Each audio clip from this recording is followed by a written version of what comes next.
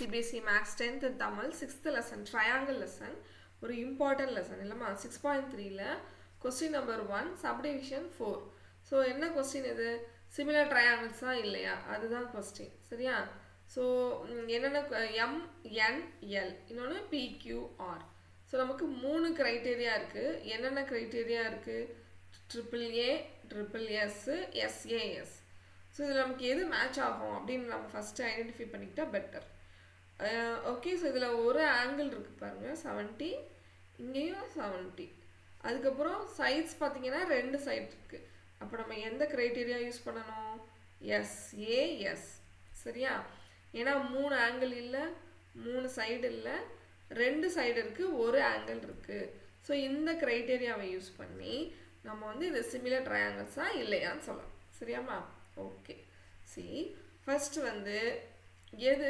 Corresponding sides அதான் நமக்கு வேணும் ஓகே ஆங்கிள் வந்து எந்தெந்த ஆங்கிள் ஈக்குவலாக இருக்குது எம்மும் ஆங்கிள் எம்மும் equal to angle Q so இது ரெண்டுமே ஈக்குவல் ஓகே ஒரு ஆங்கிள் ஈக்குவல் சொல்லியாச்சு அடுத்தது வந்து நம்ம என்ன சொல்லணும்னா இந்த ஆங்கிளை மேக் பண்ணுற அந்த 2 லைன்ஸும் ப்ரொபோர்ஷனலாக இருக்கா அதாவது இப்போ இந்த MN 70 டிகிரியில் இது ஒரு கோடு தான் நம்ம இதுதான் 70 டிகிரியை மேக் பண்ணுது சரியா அதே மாதிரி இங்கே 70 டிகிரியில் இன்னொரு நம்ம லைன் சூஸ் பண்ணோம் எப்படி சூஸ் பண்ணீங்க இங்கே 2.5னா இங்கே நம்ம யாரை சூஸ் பண்ணோம் 5 சூஸ் பண்ணலாம் ஏன்னா இது 2 மல்டிப்ளை பண்ணால் இது கிடைக்கும் சரியா ஸோ அப்போ நம்ம யாரை சூஸ் பண்ணோம் QP இல்லைன்னா PQ சரியா ஸோ இதை நம்ம எழுதிடுவோம் MN ப்ரொபோர்ஷனல் யாரை போடுறோம்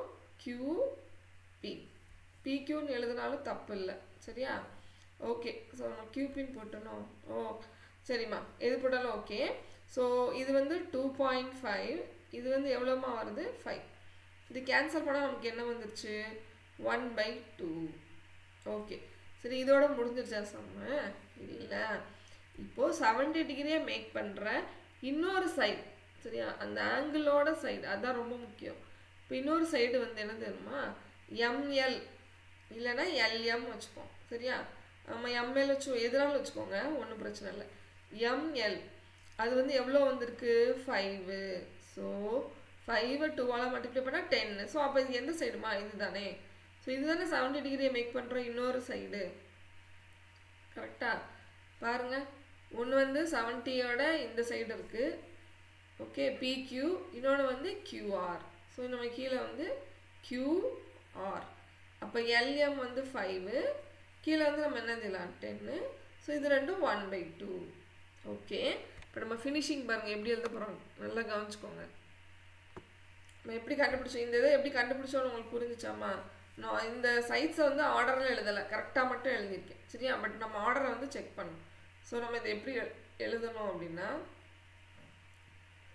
MN QP equal to LM QR equal to 1/2 angle வந்து எம்மும் Qவும் 70 டிகிரி சரியா ஸோ இந்த 70 டிகிரி மேக் பண்ணுற 2 சைட்ஸுமே ப்ரொபோர்ஷனலாக இருக்குது இங்கே 2 இருக்குது 2 மல்டிப்ளை பண்ணால் இங்கே 5 வந்துருச்சு இங்கே 5 இருக்குது 5 2 மல்டிப்ளை பண்ணால் இங்கே 10 வந்துருச்சு சரியா 1/2 ப்ரொபோர்ஷனல் வந்திருக்கு ஓகே ஸோ ஒரு ஆங்கிள் ஈக்குவலாக இருக்குது 2 sides okay 2 sides are in proportion okay so we can say the triangles are என்னது சிமிலர் சரியா இப்போ இதில் ஆர்டர் முக்கியம் இல்லையாம்மா ஸோ நான் MNL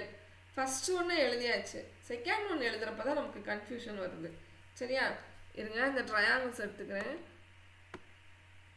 இப்போ இதுதான் நல்லா கவனிக்கணும் ஸோ இப்போ வந்து நம்ம ட்ரையாங்கிள் எழுதியாச்சா MNL இது நான் ரேண்டமாக தான் எழுதுறேன் எது வேணால் எழுதலாம்னு வச்சுக்கோங்க மிஸ் வந்து நான் MNL எழுதியிருக்கேன் அப்போது நமக்கு இந்த பக்கத்தில் இதுக்கு MN நேராக ப்ரொபோர்ஷனுக்கு வந்து எந்த சைடு வர மாதிரி எழுதணும் ட்ரையாங்கிள் போட்டால் MNக்கு எதுமா ப்ரொபோர்ஷனல் இந்த PQ பிக்யூன்னு எழுதலாம் இல்லை கியூபின்னு எழுதலாம். சரியா?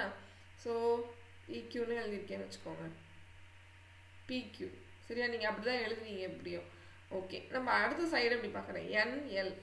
என்எலுக்கு எதுமா ப்ரொபோஷனல் வரணும், பிஆர் தானே வரணும். சரியா? அப்போது நம்ம அடுத்தது வந்து பிஆர் வரணும்னா இந்த இடத்துல வராது. அதனால் இந்த ஆர்டரை நான் மாற்றி கியூபி போட்டுட்டு இங்கே ஆர் போடுறேன். சரியா? இப்போ பாருங்க, நான் செக் பண்ணுங்கள். பிக்யூ எம்என் பிக்யூ வந்துச்சு. எத்தனை சைடு, 2.55. அடுத்தது வந்து பிக்யூ என்எல். இந்த என்எல்லுக்கு எது ப்ரொபோஷனலாக இருக்கணும், பிஆர். ரெண்டுமே தெரியாது ஆல்மோஸ்ட், அது வந்து இதுதான். அடுத்தது லாஸ்ட் ஒன் வந்து என்னதுமா, எல்எம். ஸோ இவங்க 2 பேரும். சரியா? எல்எம் அதே மாதிரி கியூஆர். எல்எம் எவ்வளவு, 5, கியூஆர் எவ்வளவு, 10. அப்போ இந்த ஆர்டர் கரெக்ட். அப்போது நம்ம எழுதையில் உனக்கு புரியுதா இல்லையா, அது புரியுதா இல்லையா மிஸ்? நான் ரேண்டமாக எம்எல் எழுதிட்டு அதுக்கப்புறம் தான் செக் பண்ணுறேன். ஃபஸ்ட்டு பிக்யூஆர்னு போட்டால் எனக்கு ப்ரொபோஷனாலிட்டி வரலை, அது வந்து தப்பு. சரியா? கியூபிஆர்னு போட்டால் தான் கரெக்டாக வருது.